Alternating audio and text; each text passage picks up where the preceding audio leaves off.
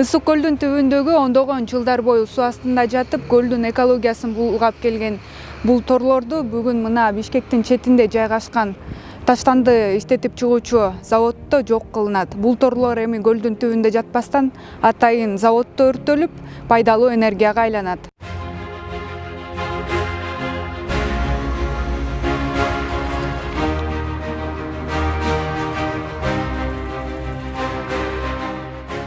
Бүгүнкү күндө ушул таштандыдан чыгарылган синтетикалык торлорду мына жаңы салынган ушул таштандыларды иштеп чыгаруучу ишканага алып келип өткөзүп берип атабыз. Буга чейин дагы жасалган иш-чаралар боюнча ушул таштандыларды тиешелүү министрликтерге өткөзүп беришибиз жок кылууга.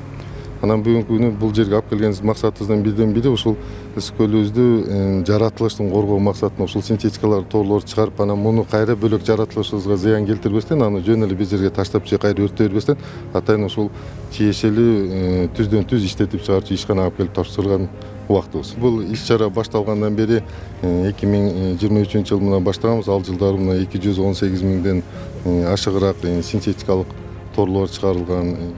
118 миң 24 жылы чыгарылган ушундай эле синтетикалык торлорду, анан быйыл мына 165 миңден ашыгыраак синтетикалык торлорду алып келип өткөзүп атабыз. Бул суунун үстүнөн карасаңыздар сулуу кооз болуп тура берет, анан суунун астын көрүш оорураак. Ар бир учурда ар бир жерлерди атайын бөлүп алып, ошол жерлерди мониторинг жүргүзүп, обследовать этип, анан тазалап иштеп атабыз. Бул эми жакынкы 1-2 жылга балким бүтөбүз деген ойдобуз тазалап.